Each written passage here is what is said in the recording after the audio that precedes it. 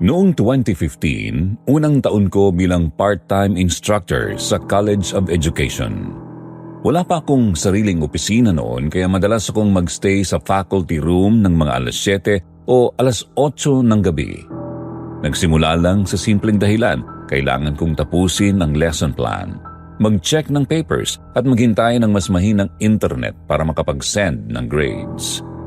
Pero habang tumatagal, nasanay akong ako na lang ang tao sa buong palapag. Tahimik ang Benitez Hall sa gabi. Ang mga yapak ko lang ang maririnig, pati tunog ng bentilador na paikot-ikot na parang humihinga. Sa labas, madilim na ang oval. Paminsan-minsan may dumadaang guard o janitor pero mabilis lang silang nawawala. Luma na talaga ang gusali kaya normal na marinig ang langit-ngit ng sahig o ang pagkalansing ng bintana kapag humahangin. Noong una, hindi ko pinapansin. Isang gabi halos alas 10 na, nagkukumpuni ako ng PowerPoint sa aking laptop. Biglang sumara ng marahan ng pinto ng faculty room. Akala ko may pumasok. Pero pagtingin ko, ako lang pala ulit. Hindi ko na binuksan, baka hangin lang. Pero pagkatapos noon, parang iba na yung pakiramdam. Parang may kasabay na akong humihinga sa loob ng kwarto. Tinigil ko muna ang trabaho at nagligpit. Nung humawak ako sa doorknob, malamig. Mas malamig kaysa sa dati. Kinabukasan, tinanong ko si Kuya Edgar, isa sa mga matagal ng janitor sa building. Tinanong ko kung may tumitira ba rito sa gabi.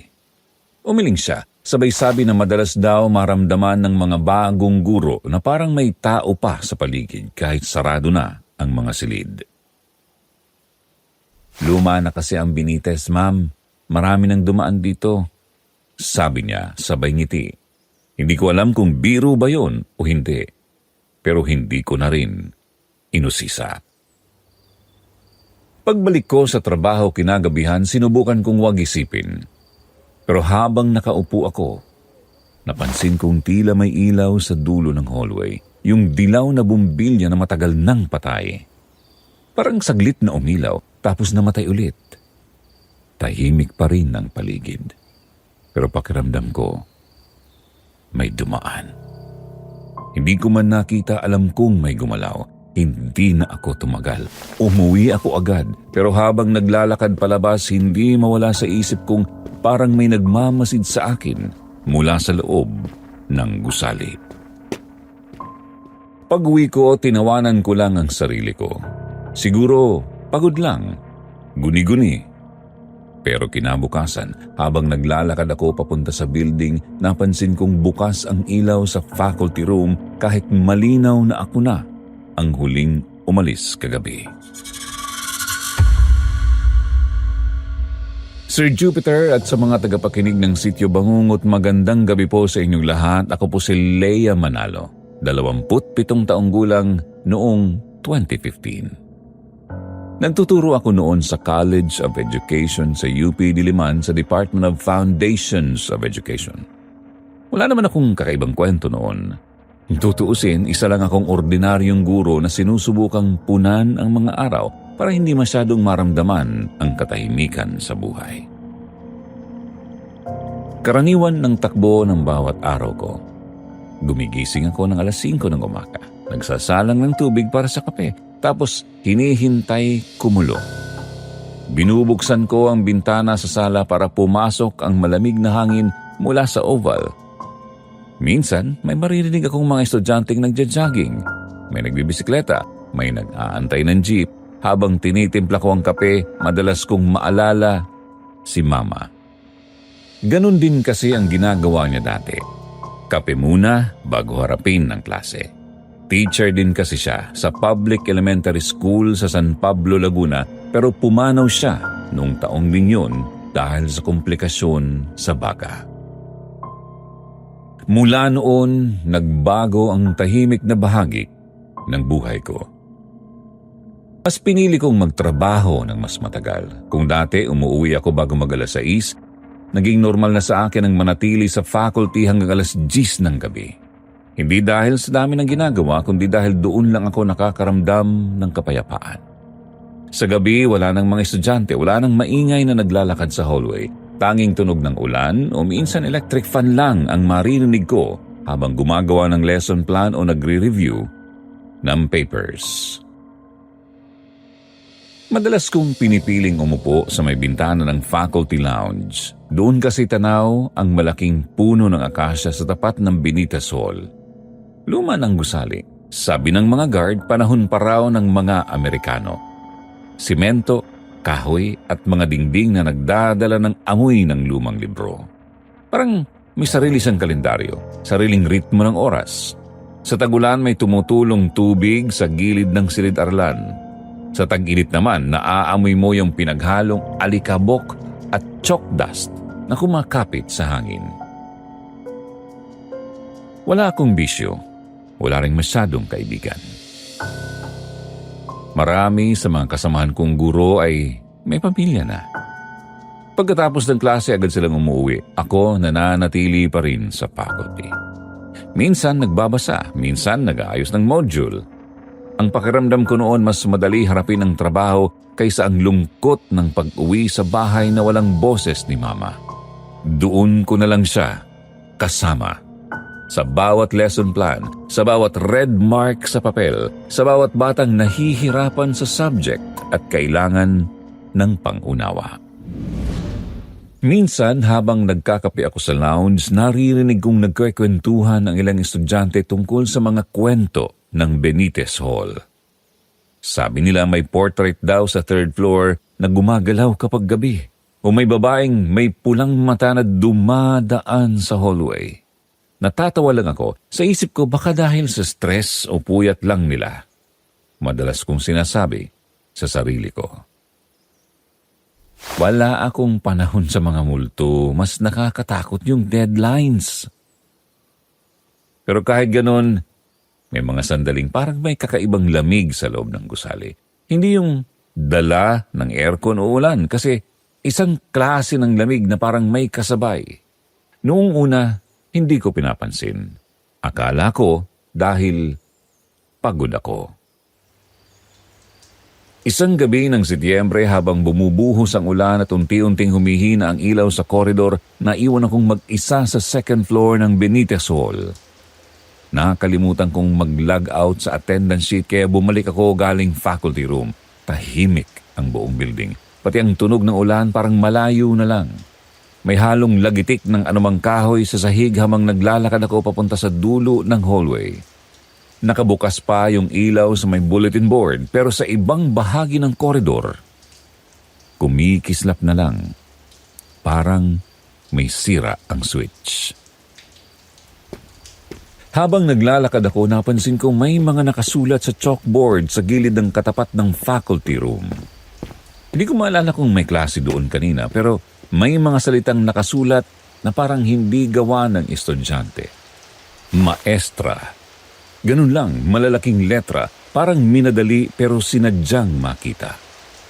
Nilapitan ko at nakita kong parang basa pa ang chalk, bagong sulat.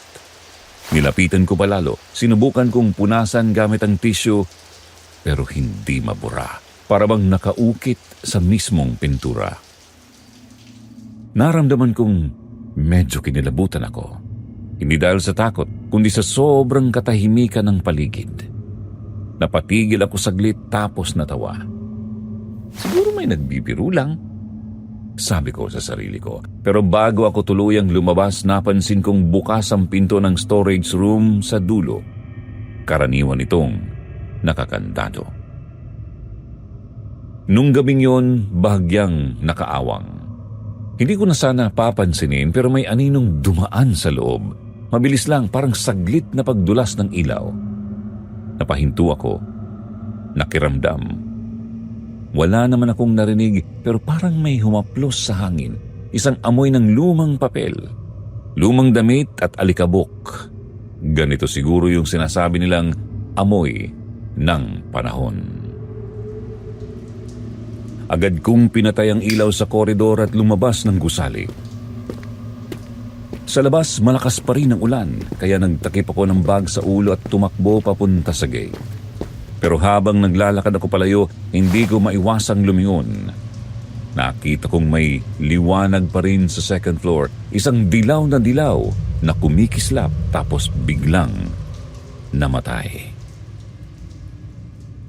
Hindi ko na binigyang pansin. Pag-uwi ko nung gabing yon, isinulat ko sa notebook ko ang lahat ng nangyari. Sanay naman akong magsulat gabi-gabi. Para lang mailabas yung bigat ng araw.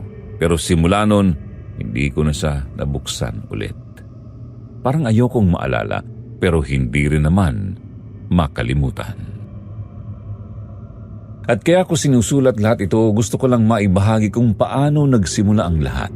Baka sakaling sa pamamagitan ng kwento ko, mas maintindihan ko rin kung bakit hanggang ngayon parang nasa isip ko pa rin yung gabing yun. Nagsimula ang lahat sa mga maliliit na bagay. Yung mga tipong hindi mo agad mapapansin kung hindi ka sanay mag-isa. Sa totoo lang, hindi ko naman agad inisip na kakaiba. Baka pagod lang ako o baka dahil sobrang tahimik lang talaga sa Benitez Hall kapag gabi. Pero habang tumatagal, parang may mga bagay na paulit-ulit na nangyayari. Maliit lang sa simula, pero mahirap ipaliwanag. Isang gabi noong Setyembre, bandang 9:00, nagpiprint ako ng exam papers sa faculty room. Wala nang tao roon. Halos lahat ng mga kasama ko sa departamento ay umuwi na dahil may bagyong paparating kinabukasan. Tahimik ang buong gusali. Rinig mo lang yung mahinang ugong ng printer at paminsan-minsan ang tik-tak ng wall clock sa ibabaw ng pintuan. Yun lang ang mga tunog sa paligid ko.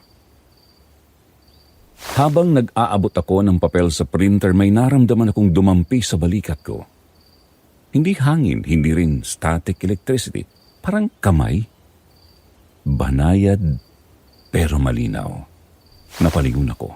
Halos sabay na bumilis yung tibok ng dibdib ko. Pero wala namang tao. Walang kahit anong gumalaw. Ilang segundo lang akong nakatayo ron, nakatitig sa kawalan, habang pilit kong iniintindi kung bakit parang may lamig na nanatili sa balat ko, kahit wala naman akong katabi. Kinuha ko ang mga na-print kong papel at sinubukang magpakapraktikal. Baka hangin lang, baka imahinasyon lang. Pero habang inaayos ko yung mga papel, bigla kong naamoy yung kakaibang halimuyak na di ko makalimutan. Amoy floor wax na may halong matamis na pabango. Yung uri ng pabangon amoy simbahan, luma at masangsang kapag matagal mong naaamoy. Parang pabango ng mga gurong matatanda noong bata pa ako. Napakunot ang noo ko. Alam kong bagong linis yung hallway kanina pero imposibleng ganun yung amoy. Parang may ibang presensya na sumabay sa halimuyak ng wax. Nilibot ko ng tingin yung paligid pero wala talagang tao. Tanging liwanag ng fluorescence sa kisame ang nagbibigay ng buhay sa kwarto. Pero kahit yun, parang nanginginig na. Kumukurap-kurap na parang gusto na rin magpahinga. Pinilit kong magpatuloy. Sinabihan ko ang sarili kong huwag nang palakihin pa yung pakiramdam. Baka guni-guni lang, sabi ko. Baka dala lang ng antok. Pero habang nag-aayos ako ng gamit, napatingin ako sa salamin sa dulo ng faculty room, yung luma at malaki. Kadalasang ginagamit naming mga babae para ayusin yung buhok bago umalis. At doon ko siya nakita. Sa una akala ko anino lang, pero hindi gumagalaw. Yung refleksyon, kahit gumalaw ako, nakatayo siya sa likod ko, medyo malabo, pero malinaw na babae. Mahaba ang buhok, nakaputi at tila nakatingin ng diretso sa akin. Hindi siya naglalakad, hindi rin gumagalaw. Nakatayo lang. Napasinghap ako. Hindi ko alam kung iiyak ba ako o tatakbo, pero paglingon ko, wala namang tao sa likod ko. Pagbalik ko ng tingin sa salamin, ako na lang ulit yung nandun. Para akong nabunutan ng tinik at kinabahan ng sabay. Kinuha ko agad yung mga papel, inilagay sa folder at nagmadaling lumabas. Hindi ko na tinapos yung natitirang ipiprint. Pagbaba ko sa hallway, naroon pa rin yung amoy. Mas mahina nga lang, pero parang sumusunod.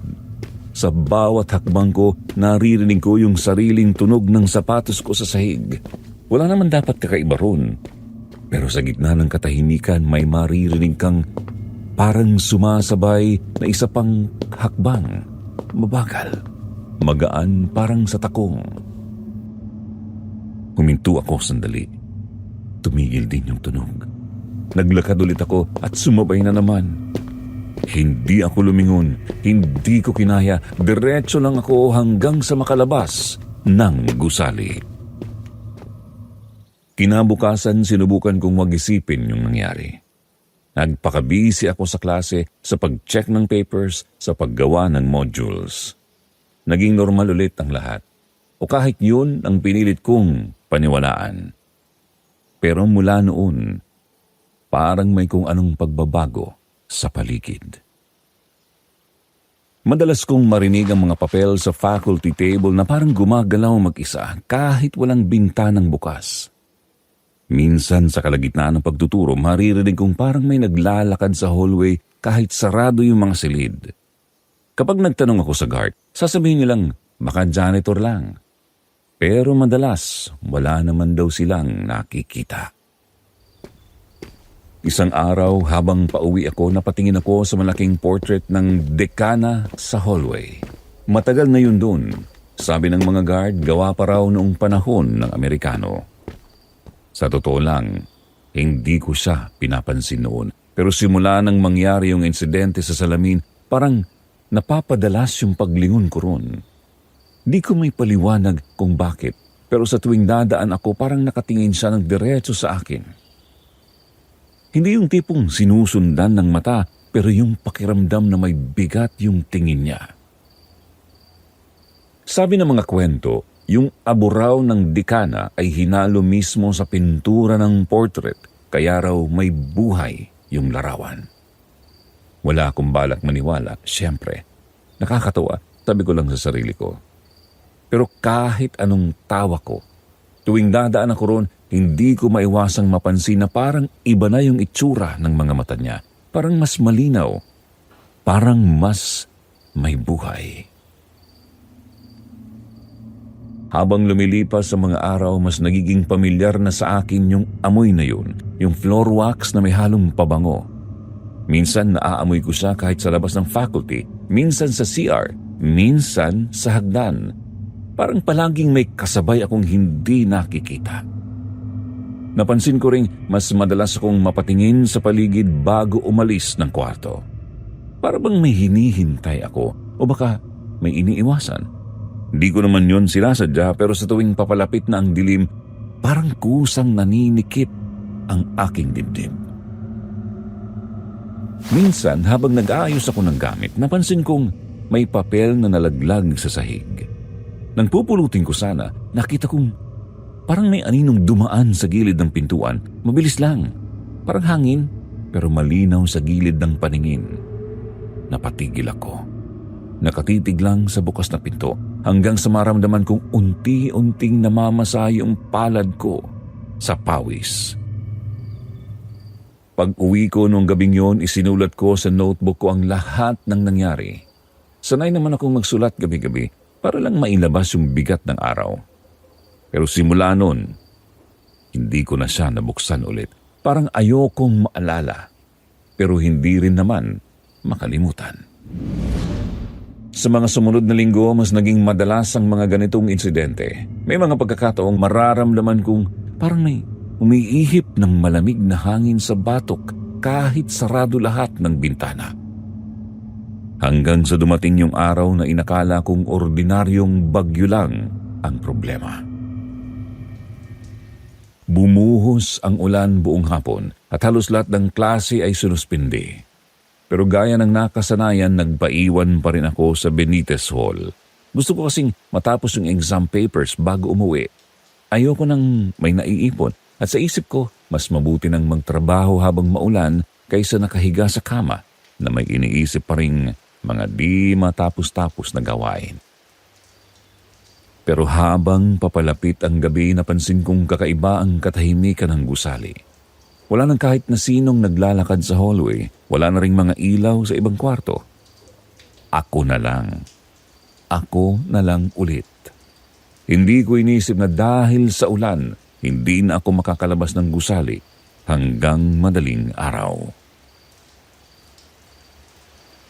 10:00 na siguro yon nang mapansin kong halos wala ng kuryente sa ibang wing. May kumukurap na mga fluorescent lights sa kisame at ang mga tunog ng hangin sa labas ay ugong sa loob. Rinig ko rin ang langit na pumuputok, malalakas na kulog na sumasabay sa bawat patak ng ulan sa bintana. Sa labas halos wala ka nang makitang anuman. Ang buong campus ay parang nilamon ng dilim at tubig. Sinubukan kong maghintay, pero bandang 11:00 tumawag ako sa guard post para magpaalam sa nang lalabas. Si Mang Rudy ang naka-duty noon. Sabi niya, "Ma'am, huwag na po kayong lalabas. Mahangin po sa labas, ma'am, malakas. Baka tangayin kayo ng payong. Dito na muna po kayo maghintay sa faculty, ma'am. Mas ligtas naman." Kaya tumango na lang ako kahit hindi niya ako nakikita. Binaba ko ang telepono at sinubukang magpakakalmado. Para lang may magawa, naglakad-lakad ako sa hallway. May dala akong maliit na flashlight dahil umihina na rin ang ilaw sa koridor. Habang naglalakad ako sa East Wing, napansin kong medyo nakatagilid ang malaking portrait ng dekana, yung matagal ko nang pinapansin. Hindi naman ito ganun dati. Maingat kong nilapitan at inangat ng bahagya ang frame. May alikabok na kumapit sa kamay ko. Inayos ko ito, dahan-dahan, baka kasi babasag kung mapabayaan. Pagkatapos kong ayusin, tumalikod na ako at bumalik sa mesa ko. Doon ko lang naramdaman mapit na hangin sa batok ko, yung klaseng lamig na may halong bigat. Napatingin ako sa mga papel kong nakakalat. Sinubukan kong ituloy ang ginagawa. Pero may kung anong kaba na hindi ko may paliwanag. Maya-maya may malakas na kalabog, isang tunog na kumalampag sa buong hallway. Napaatras ako at halos mahulog yung ballpen na hawak ko. Tumayo ako, tinungo ang pinanggalingan ng tunog at doon ko nakita nagkalat ang mga piraso sa sahig. Nanginginig kong nilapitan.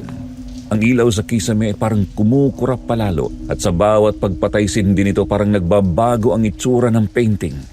Sa una akala ko dahil sa mga basag na piraso ng salamin, pero nang mas tumagal akong nakatitig, napansin kong iba na ang itsura ng mga mata ng dekana sa larawan. Parang kumupas, parang wala ng buhay. Hindi na yung mahigpit na tingin na dati kong napapansin. Ngayon, hungkag, parang may nawalang kaluluwa. Pinilit kong wag magpanik. Kinuha ko yung dustpan sa faculty sa pantry para linisin. Pero habang pinupulot ko yung mga basag, naramdaman kong parang may nakatingin. Hindi ko alam kung saan galing yung pakiramdam, pero siguradong hindi ako nag-iisa. Tumingala ako at sa dulo ng hallway may isang silid na bahagyang bukas. Hindi ko matandaan kung sino ang huling gumamit noon. Ang liwanag mula sa loob ay kumikislap-kislap, parang may gumagalaw sa ilalim ng fluorescent.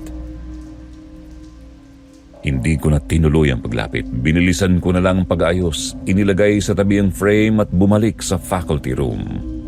Pag-upo ko, napansin kong parang bumigat ang hangin. Ramdam ko yung kakaibang amoy, yung floor wax na may halong matamis na pabango. Pero ngayon, mas malakas, mas nakakasulasok. Napapikit ako sandali. Parang gusto kong umalis. Pero sa labas ay patuloy pa rin ang malakas na ulan. Wala akong mapuntahan. Tinawag kong muli si Mang Rudy sa intercom para itanong kung may ibang tao pa sa gusali. Pero ilang beses ko nang sinubukan, walang sumasagot. Wala ring signal ang cellphone ko. Kaya napilitan akong manatili. Makalipas ang ilang minuto may narinig akong mga yabag sa hallway. Mabagal, maingat, parang naglalakad sa sahig na puno ng tubig. Sa una inisip kong baka si Mang Rudy yun, nag-iikot lang. Pero nang mas lumapit ang mga hakbang, napansin kong hindi pantay. Minsan mabilis, minsan mabagal, parang pagod. Tumigil ako sa pagsusulat. Pinakinggan ko ng mabuti. Nasa labas ng faculty yung tunog. Naghintay ako ng ilang segundo bago ko nilapitan yung pinto. Bagya ko lang binuksan para sumilip. Walang tao. Pero rinig ko pa rin yung tunog ng sapatos. Sa kabilang silid naman ng gagaling, nakabukas ng bahagya ang pinto roon at sa liwanag mula sa loob nakita kong gumagalaw yung kurtina kahit sarado naman lahat ng bintana. Hindi ko na pinilit sumilip pa. Binalik ko ang pagkakasara ng pinto at umupo ulit. Pilit kong iniwasan yung pag-iisip ng kung ano-ano. Kinuha ko yung exam papers, nagbasa, nagsulat kahit hindi ko na halos maintindihan yung mga letra. Pagkatapos ng ilang oras, siguro bandang 2:00 na ng madaling araw, tahimik na ulit ang paligid. Pero kahit tahimik, hindi ako mapakali. Parang mas nakakatakot kapag wala ka nang naririnig. Sa sobrang pagod, nasandal ako sa mesa at nakatulog ng bahagya. Hindi ko alam kung panaginip lang, pero parang may naramdaman akong mainit na hininga sa tabi ng tenga ko. Sabay mahinang bulong na hindi ko maintindihan. Pagmulat ko, wala namang tao. Pero ramdam kong basa ang gilid ng leeg ko na parang may huminga talaga ng malapit. Kinabukasan, si Mang Rudy agad ang una kong hinanap. Nasa guard post siya, nakikinig ng radyo habang nagkakape. Tahimik lang ako sa una, pero napansin niyang parang wala ako sa sarili. Tinanong niya kung ayos lang ako, saka ko lang nabanggit ng mahina na bumagsak yung portrait kagabi. Napakunot noo siya tapos bigla niyang sinabi, nangyari na rin yan dati, mga 2 taon na siguro. Lady guard pa yun naka-duty noon. Sabi niya, bigla raw bumagsak yung painting. Pagbuhat daw nila, blanco na yung canvas. Wala na yung mukha. Kinabukasan, di na bumalik sa trabaho yung guard. Napatawa ako, pero yung tawa kong yun ay hindi buo, sapat lang para hindi siya mag-alala.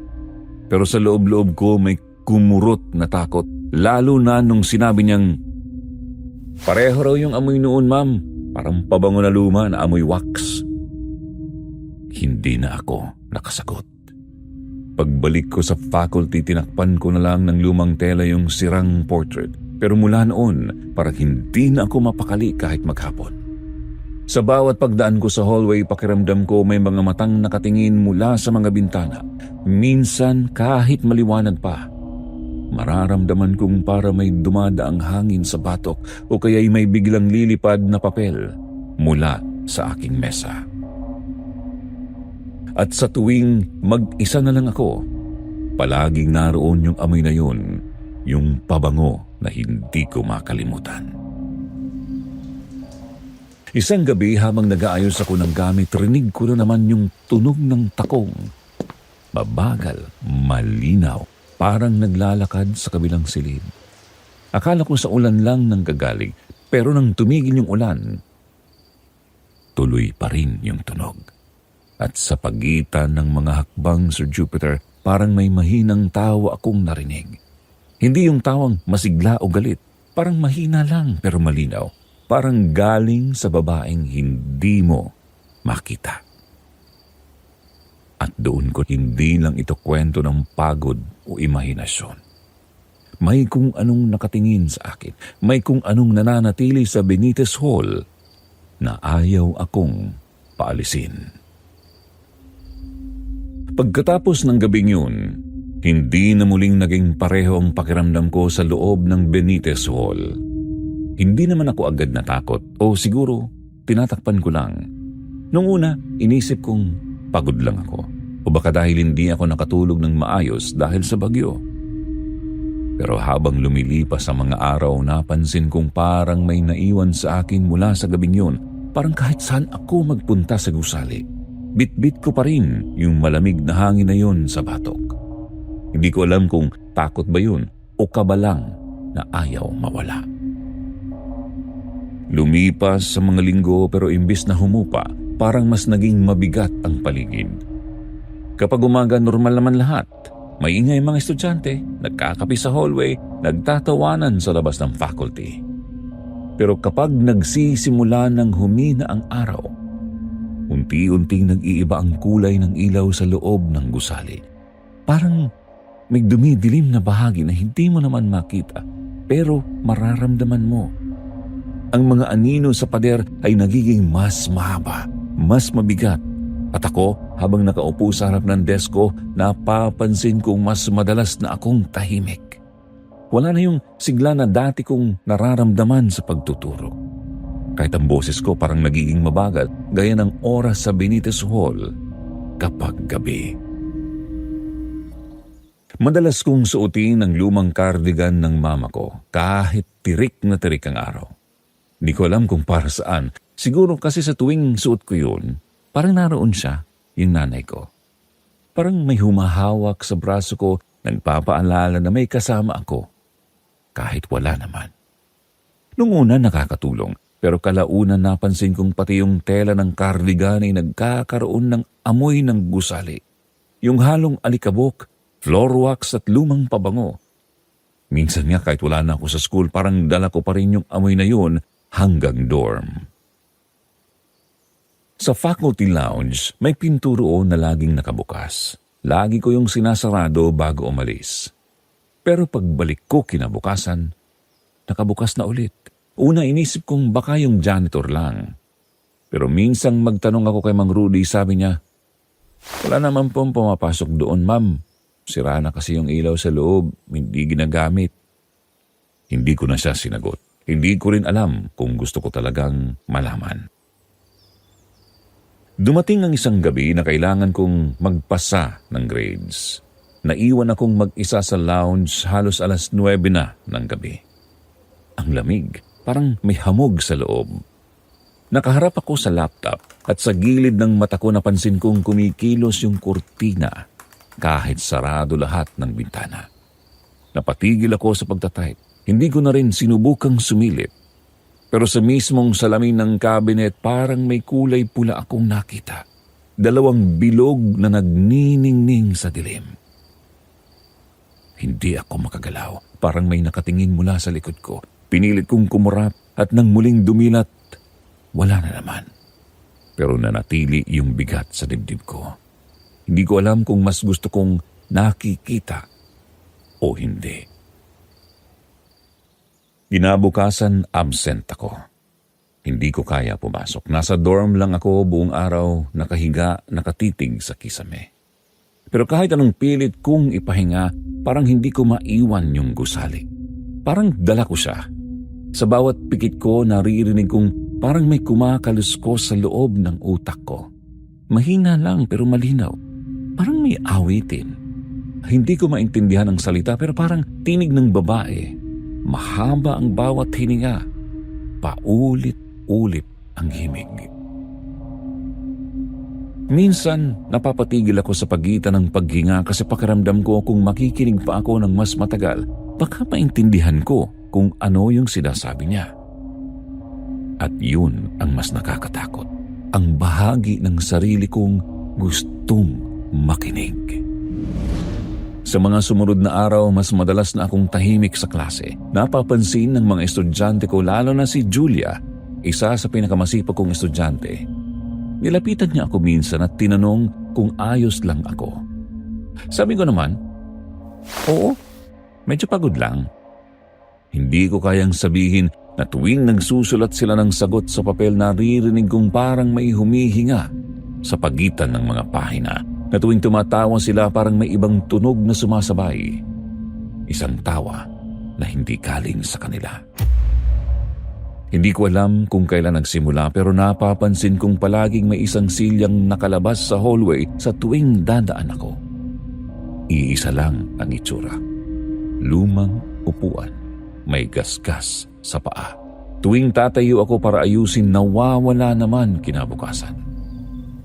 Hanggang sa isang gabi, Habang nag-aayos ako ng mga papel, napansin kong yung silya ay nasa tapat na mismo ng faculty room at sa ibabaw nun may isang basang panyo na kulay puti.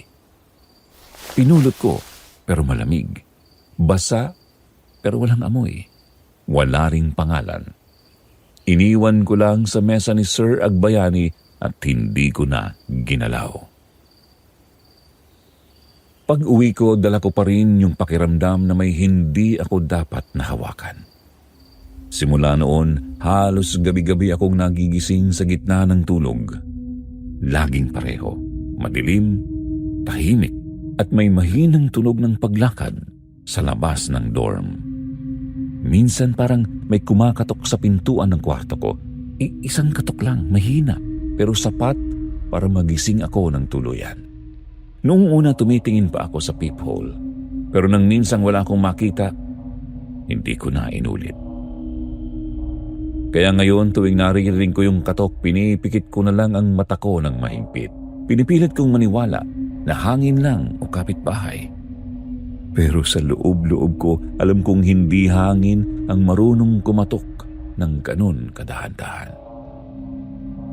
Pagbalik ko sa Benitez Hall, mas madalas na akong napapahinto sa gitna ng hallway.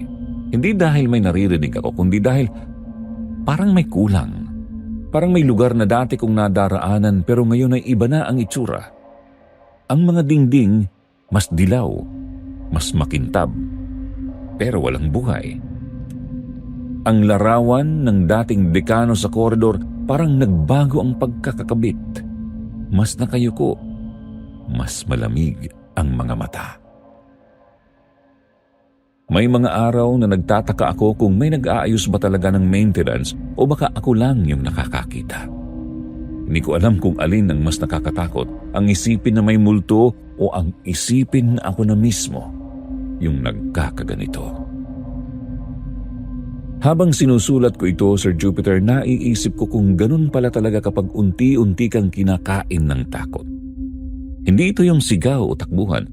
Tahimik siya. Dumarating sa pagitan ng mga oras na akala mong kalmado ka na. Tulad nung minsang nakatambay ako sa faculty lounge, hawak yung mug ng kape.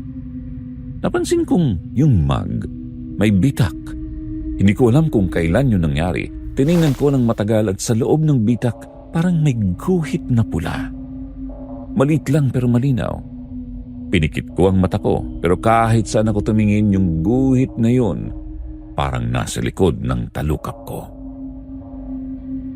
Hindi na ako makatulog ng buo. Sa gabi, laging gising ang isip ko kahit pagod ang katawan. Parang may humihinga sa kabilang kama, kahit ako lang mag-isa sa kwarto. Lahat ng tunog lumalakas. Ang pagpatak ng ulan, ang ugong ng ref, pati sariling tibok ng aking dibdib. Minsan parang nasasanay na ako sa takot, pero yun ang mas delikado. Kasi sa oras na masanay ka, doon na siya nagsisimulang lumapit. Kaya siguro nagsimula akong magsulat ulit sa notebook ko kahit wala akong balak basahin yung mga nauna kong entry. Sinusubukan kong ilabas yung bigat, yung ingay sa loob ng isip ko, pero tuwing sinusubukan kong isulat kung ano talaga yung naririnig ko, nabubura siya kinabukasan. Hindi ko alam kung ako ba yung nagbura o may ibang gumawa. Hanggang sa napansin kong yung mga pahina na dati kong nasulatan may bakas ng tubig. Hindi ulan, hindi pawis. Parang may pumatak na malamig sa ibabaw at natuyo nang hindi ko napansin. Lumipas sa mga araw pero hindi na ako nakaramdam ng normal. Lahat ng bagay sa paligid ko parang may sariling galaw. Kapag pumapasok ako ng faculty, naririnig kong may bumubulong sa mga sulok. Hindi malinaw pero laging nasa parehong tono. Minsan may tunog ng sapatos sa hagdan kahit walang anino. Minsan naman may nakasulat sa whiteboard na hindi ko matandaan kung kailan ko isinulat. Isang gabi, nandito ka na naman. Ang nabasa ko ron. Tinanggal ko agad pero nang humarap ako sa salamin, parang may bakas ng letra sa gilid ng aking mukha. Parang alikabok na nagdikit. Hindi ko alam kung paano tatapusin ang mga gabing ganon. Sa araw, nagiging normal ako, pero tuwing lumulubog na ang araw, bumabalik ang lahat. Hanggang sa dumating ang isang hapon na bumuhos na naman ang ulan. Halos katulad ng gabing una akong na-stranded. At habang bumabagsak ang mga patak sa labas, naramdaman kong bumigat ulit ang hangin. Alam kong hindi ito ordinaryong ulan kasi ngayong isinusulat ko ito kahit isang dekada na ang lumipas. Tandang-tanda ko pa rin ang amoy ng hangin sa loob ng Benitez Hall noong gabing yun. Amoy floor wax, amoy pabango, at amoy takot na hindi mo basta maaalis sa balat mo. Dumating ang Oktubre na parang walang babala. Ulan sa umaga, ulan sa gabi, at sa pagitan noon ang mga oras na tila laging basa ang hangin at mabigat ang paligid. Yun na yata ang pinakamalakas na bagyong tumama sa Maynila noong taon na iyon. Kanselado ang lahat ng klase at halos lahat ng empleyado ay pinauwi na ng maaga. Pero ako, tulad ng dati, naiwan pa rin sa Benitez Hall. May ilang grado pa akong kailangang ipasok bago mag-break. At sa isip ko, mas mabuting tapusin na lang kaysa bumalik pa kinabukasan. Sa totoo lang, ayoko na talagang magtagal doon. Mula ng gabing bumagsak yung portrait ng dekana, parang hindi na ako mapakali kahit sa liwanag ng araw. Pero may kung anong parte ng sarili kong nagsasabing kailangan ko itong harapin. Parang kapag umalis ako nang hindi natatapos, mas lalo lang akong uusigin ng takot. Kaya kahit malakas na ang hangin, kahit bumubuhos na ang ulan sa labas, sinadya kong pumasok. Pagdating ko, halos walang tao sa gusali. Ang karaniwang maingay na pasilyo tila nilamon ng ulan. Ang mga pintuan ng bawat silid ay nakasara at tanging kaluskos ng hangin sa mga siwang at kalabog ng mga bintanang sumasalo ng hangin ang maririnig. Naka-jacket ako pero basang-basa pa rin ang laylayan ng pantalon. Habang paakyat sa ikalawang palapag, naririnig ko ang mga tulo ng tubig sa kisame. Patak, patak, sunod-sunod, para bang may sariling ritmo ang bagyo sa labas.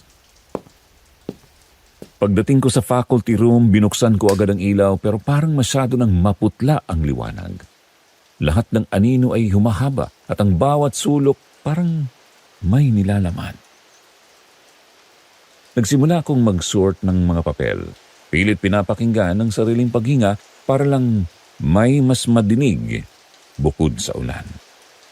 Sa mga ganitong sandali, napapansin kong ang Benitez Hall ay parang buhay, humihinga, umuungol, minsan nagbubulong. Bandang 5:00 ng hapon, kumikidlat na sa labas. Pumapailan lang sa bawat silid ang amoy ng lumang kahoy at basang papel. Ilang minuto pa, tuluyan nang nawalan ng kuryente. Bigla na lang nagdilim at ang tanging naiwan ay yung mapulang ilaw ng emergency bulb sa kisame. Yung klase ng ilaw na parang hinga ng kandila. Mahina pero buhay. Tahimik. Hindi ko alam kung gaano katagal akong nakatulala sa harap ng mesa. Pinagmamasdan ang mga aninong gumagalaw sa paligid. Sa liwanag ng emergency light, ang mga anino ng mga upuan ay parang mga taong nakatayo, naghihintay. Tumayo ako para isara ang bintana. Pero nang humawak ako sa bakal, naramdaman kong malamig ito. Hindi lang dahil sa ulan, kundi dahil parang may dumaan na presensya. Yung tipong lamig na dumidikit hanggang sa buto. Sinubukan kong bumalik sa trabaho. Isa-isang pinirmahan ang mga papel. Pilit na binabalik ang isip sa ginagawa. Pero sa bawat kaluskos, sa bawat hampas ng ulan sa bintana, lumalakas ang kaba sa dibdib ko hanggang sa marinig ko yun. Ang mga yabag. Mahinang-mahina sa una, parang nagmumula pa sa kabilang wing. Mabagal, mabigat, para bang sinasadya. Ang tunog ng sapatos na humahampas sa sahig na basa ng ulan. Naisip kong baka si Mang Rudy nagra-round. Pero habang papalapit ang mga hakbang, naramdaman kong iba ang ritmo nito.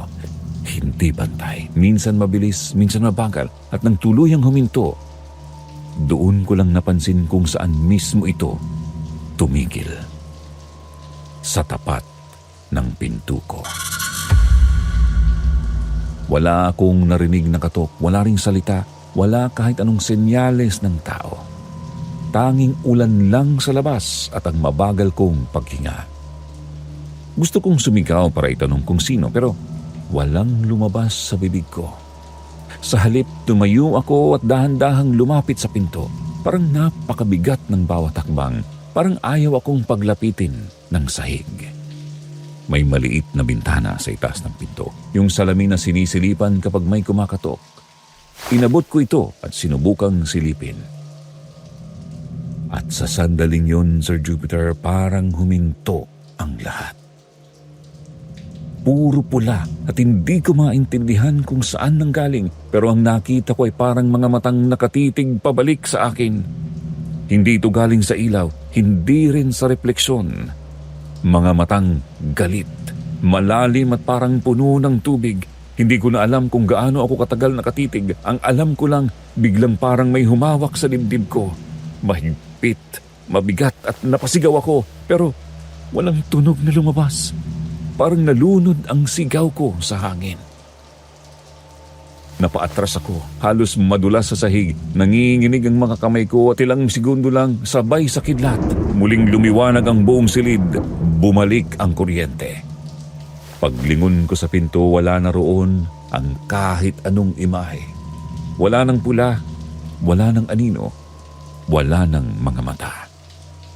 Ulan na lang ang maririnig.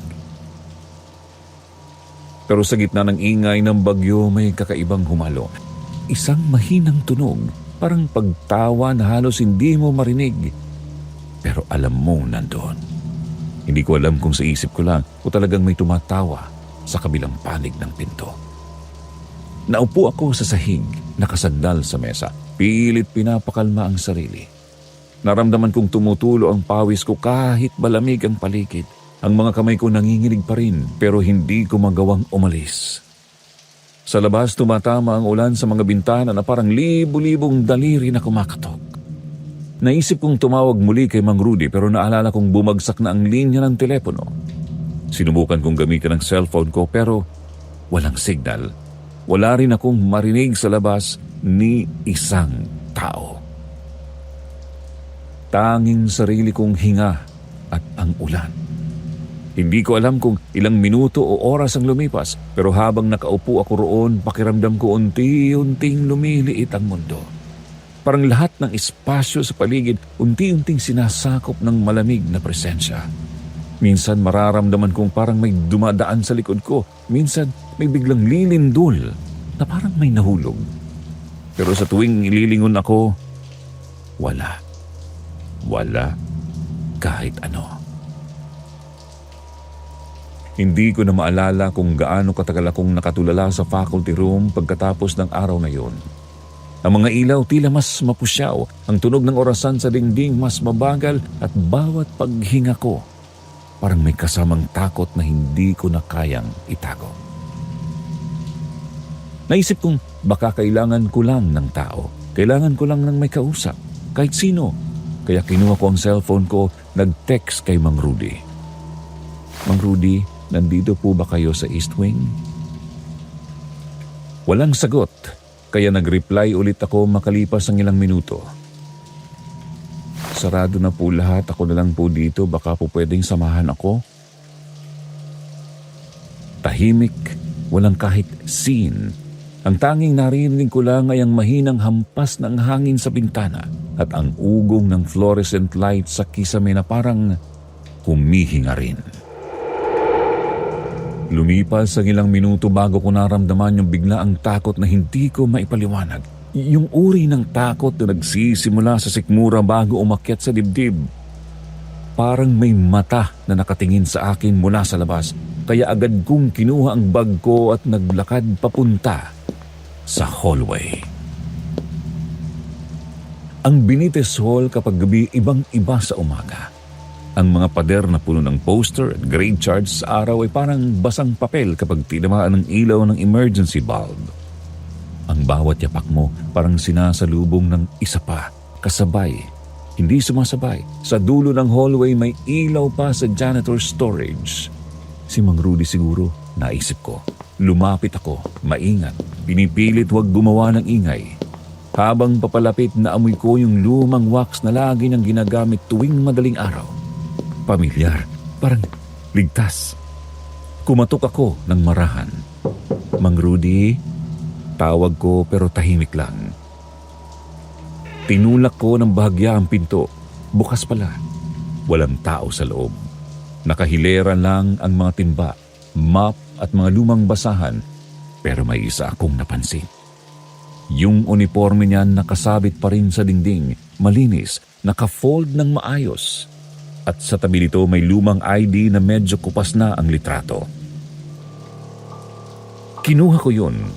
Nakalagay, Rodolfo D. Ignacio. Maintenance, 2003 to 2009.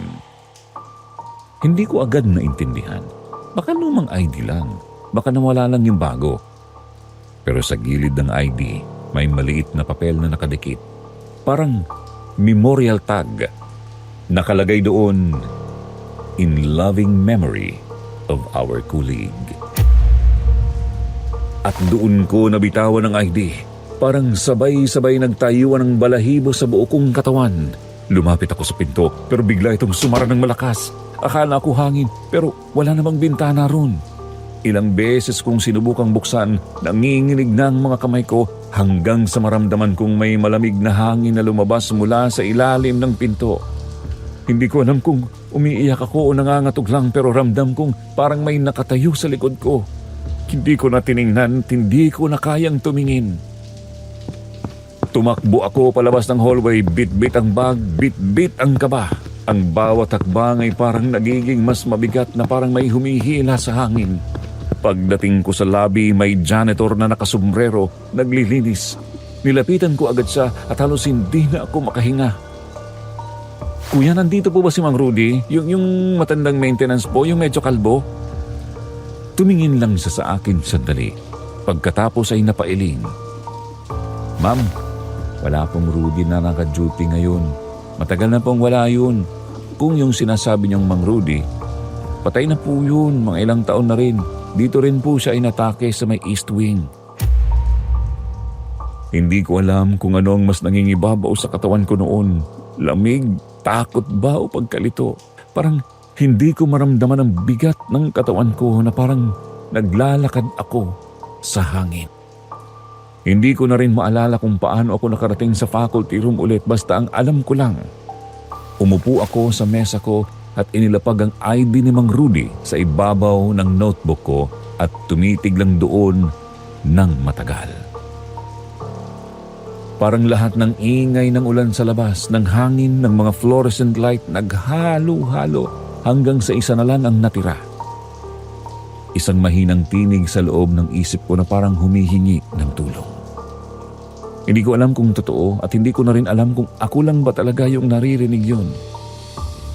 Nagsimula akong magsulat. Hindi ko alam kung bakit, siguro dahil yun lang ang alam kong paraan para hindi tuluyang mabaliw. Sinulat ko ang lahat ng nakita ko, ang mga naramdaman ko, ang mga tunog na hindi ko maipaliwanag. Hanggang sa napansin ko yung tinta sa papel. Nag-iiwan ang basang marka kahit hindi naman ako umiiyak. Lumapit ako sa bintana. Ang ulan mas malakas na, pero ang loob ng gusali tahimik. Parang sinadyang pigilan ng mundo ang kahit anong tunog para mas marinig ko lang ang sarili kong hinga. At doon ko napagtanto hindi ko na kayang manatili. Ang Benitez Hall na dati ay parang pangalawang tahanan ay naging kulungan ng mga alaala. At hindi lang akin. Pinatay ko ang ilaw, kinuha ang notebook ko at dahan-dahang lumakad palabas ng hallway. Sa bawat hakbang, iniiwasan kong tumingin sa kahit anong refleksyon. Sa bawat sulok may aninong parang nakatingin pero hindi na ako lumingon. Hanggang sa marating ko ang pintuan sa dulo, yung dating daan palabas ng East Wing. Sa sandaling yun, biglang kumidlat. Saglit kong nakita sa liwanag ang buong pasilyo at sa pinakadulo, may isang babaeng nakaputi. Nakatayo lang, hindi gumagalaw. Parang matagal nang naroroon. Matagal nang naghihintay. Hindi siya lumapit, hindi rin ako gumalaw. Para kaming parehong nakikinig sa parehong tunog. Ang walang katapusang pagpatak ng ulan. At nang kumurap ulit ang ilaw, nawala siya. Hindi ako tumakbo at hindi ako sumigaw. Basta lumakad lang ako palabas. Mabagal, parang sinusukat ang bigat ng bawat hakbang. Pagdating ko sa labas ng Benitez Hall, huminto ang ulan. Tahimik na ang paligid. Parang walang nangyari. Pero sa loob ng tenga ko may naririnig pa rin akong mahinang awit. Yung naririnig ko noong mga unang gawi pa lang ng semestre. Hindi ko alam kung kanino galing o kung ako lang ang nakakarinig. Bago ako tuluyang umalis, lumingon ako sa gusali. Sa madilim na bintana ng East Wing, may mahinang liwanag na parang sumisilip. At sa sandaling yun, para bang may narinig akong bumulong. Hindi ko alam kung salamat o huwag mong kalimutan. Pero hindi na ako tumingin uli. Sir Jupiter, matagal ko nang tinatangkang isulat itong bahagi ng kwento. Pero sa tuwing sinisimulan ko, para bang bumabalik lahat ng amoy, tunog at lamig ng Benitez Hall. 10 taon na pala ang lumipas. Ang ibang estudyante ko noon, mga guro na rin ngayon. May pamilya, may sariling buhay. Pero ako, kahit lumayo na ako, kahit ilang beses ko nang sinubukang kalimutan, dala ko pa rin ang bigat ng gabing yon. Hindi na rin ako nagpaalam ng maayos. Basta isang araw, iniwan ko ang susi sa mesa ng admin, ibinalik ang mga record sa register at lumabas ng hindi lumilingon. Walang resignation letter, walang paalam na email, walang hanggang sa muli. Ang sabi ko noon sa sarili ko, pansamantala lang akong magpapahinga. Pero ang totoo, alam kong hindi ko na kayang bumalik pa ron. Hindi sa lugar na naging tahimik na saksi sa lahat ng hindi ko maipaliwanag. Sa mga unang linggo, binabalot ako ng guilt. Naiwan ng mga estudyante, ang mga gawain, ang mga pangarap ko bilang guro. Di ko may paliwanag sa sarili ko kung bakit gano'n ang naging reaksyon ko. Bakit parang tumakbo ako palayo sa buhay na matagal kong ipinaglaban. Pero sa bawat gabi sa tuwing mapapapikit ako, bumabalik yung imahe ni Mang Rudy o kung sino man yung nakita kong nakatayo sa dulo ng hallway noong gabing yun. Hindi ko na matukoy kung anido ba siya ng nakaraan o guni-guni lang ng isang taong sobrang pagod. Nang lumipas sa mga buwan, lumipat ako ng bahay sa labas ng Maynila. Doon ako nagsimulang manahimik. Nagtanim ng halaman, nagbasa ng mga lumang aklat, at halos araw-araw sinusubukang hanapin yung katahimikan na matagal kong hindi naramdaman. Pero kahit gaano ko tangkain, may mga araw na nagigising pa rin ako sa tunog ng ulan, yung tunog na parang mula sa bubong ng Benitez Hall. Kapag ganon, bumabangon ako, binubuksan ang ilaw at tinitiyak kung totoo pa rin ang mundo sa paligid ko. Minsan dumalaw sa akin ang isa sa mga dati kong estudyante. Bitbit niya ang thesis na pinayuhan ko noon. Sabi niya gusto lang niyang magpasalamat. Nabanggit niyang ginagamit pa rin daw nila ang Benitez Hall bilang faculty office, pero may ilang silid na hindi na pinapapasukan. Luma na raw po kasi, tsaka delikado, sabi niya. Ngumiti ako, pero alam kong hindi lang yun ang dahilan. Pag-alis niya, naiwan akong nakatitig sa basang bakuran. Doon ko naisip, baka kaya ko pa rin isulat ang lahat. Hindi bilang babala, kundi bilang paglaya. Kaya ko ito sinimulan, Sir Jupiter, para sa sarili kong kapayapaan. Kahit hindi ko alam kung makukuha ko pa ng buo. Ngayon, habang sinusulat ko ito, umuulan na naman. Pareho ng amoy, pareho ng lamig, pero iba na ako ngayon. Mas kalmado, mas tanggap ko na may mga bagay na hindi na kailangang ipaliwanag. Hindi ko na rin po hinahanap ang mga sagot. Kung totoo man si Mang Rudy o kung sa isip ko lang siya nabuo. Hindi na mahalaga. Ngayon ang mahalaga, naramdaman kong kailangan kong umalis at ginawa ko yon. May mga gabi pa rin na parang naririnig ko ang mga hakbang sa pasilyo. Minsan kapag mag-isa ako sa sala at tahimik ang paligid, Mapapalingon ako, umaasang baka andoon pa rin siya. Hindi para takutin ako, kundi para ipaalala kung saan ako nanggaling. Hindi na ako natatakot tulad ng dati. Sa halip, parang may kakaibang awa.